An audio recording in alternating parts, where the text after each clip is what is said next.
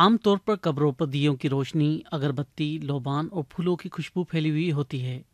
मगर कराची में एक कब्रिस्तान ऐसा भी है जिसकी खूबसूरत कब्रों पर शराब की खाली बोतलें, खरमस्तियाँ करते हुए कुत्ते बिल्लियाँ और एंजल्स के मुजस्समों पर लटके हुए ब्रेजर नजर आए। शहर की मशहूर सड़क शारा फैसल पर एयरपोर्ट से आते हुए बाएं हाथ पर यह कब्रिस्तान वाक़ है, जिसका नाम क्रिश्चियन सेमेट्री है, मगर मारूफ गोरा कब्रिस्तान के नाम से है। कब्रिस्तान के अकब में वाक़ बजट्टा लाइन के नाले का गंदा पानी और बरसाती रेला इस कब्रिस्तान में दाखिल हो जाता है, जिसकी वजह से सेम और थोड़ ने पत्थर और संगमरमर से बनी हुई इन कब्रों को खस्ता कर दिया है। ये जो ये ब्लॉक लगी हैं, यहाँ वो झाड़ियाँ वाड़ियाँ होती थी, हैज जैसे होती थी, खूबसूरत लगता था। अब जब से ये पानी बीच में कब्रिस्तान से आ गया तो उसने इसका हाल ख़राब कर दिया। बुजुर्ग खातून बजरट्टा के बारे में कहा जाता है कि वह सूरज गुरूब होने के बाद गोरा कब्रिस्तान में दिए रोशन किया करती थी, मगर आज उनके नाम से बनाई गई कॉलोनी के लोग इस कब्रिस्तान को कचरा कुंडी के तौर पर इस्तेमाल कर रहे हैं।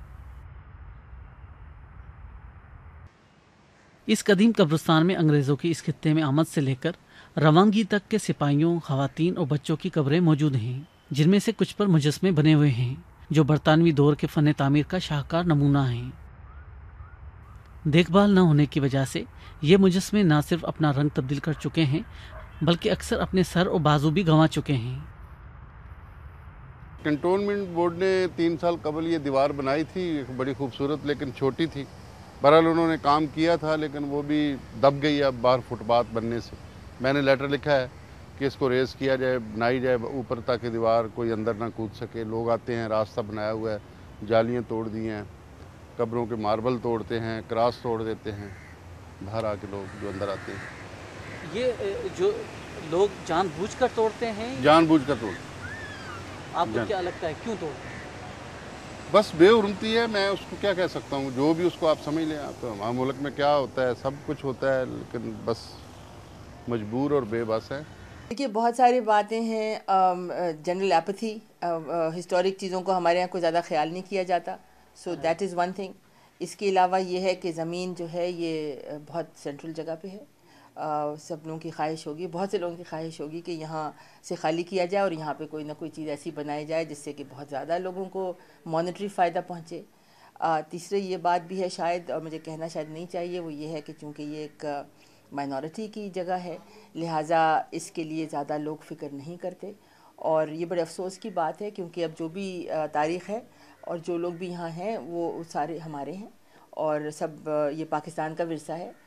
ये हमारे शहर कराची का बहुत बड़ा विरसा है और हमें इसको बरसूरत ठीक करना चाहिए, इसको बचाना चाहिए। यह मकबरा लुइस लॉरेंस का है, जो उस वक्त के कमिश्नर हेनरी लॉरेंस की बीवी थी। उन्होंने सिंध के अवाम के साथ बेइंतहा मोहब्बत की और ख़ास तौर पर ख़वातीन के साथ। उन्होंने हामला ख़वातीन के लिए मिडवाइफरी कोर्स का इनेकाद किया। 1920 में उनकी एक हादसे में मौत वाक़ हो गई और उनकी याद में ये मकबरा बनाया गया। आज ये मकबरा बेहिस्सी का शिकार है। बात सिर्फ हेनरी लॉरेंस के मकबरे की नहीं, यहाँ पे अक्सर कब्रें इसी रवैये का शिकार हैं। तारीखी हवालों के मुताबिक 1942 में जब रूस ने पोलैंड पर हमला किया तो कुछ पोलिश शहरी फरार होकर कराची पहुंच गए, जिनमें 52 के करीब फौत हो गए। पोलैंड की हुकूमत ने इनकी याद में एक यादगार तामीर कराई, जिन पर इन पोलिश शहरियों के नाम दर्ज हैं। सरकारी रिकॉर्ड के मुताबिक ये कब्रिस्तान 1845 में बनाया गया, यानी सर चार्ल्स नेपियर के सिंध फतेह करने के 2 साल के बाद। मगर मारिया कोल्टन की कब्र 1843 में बनाई गई थी।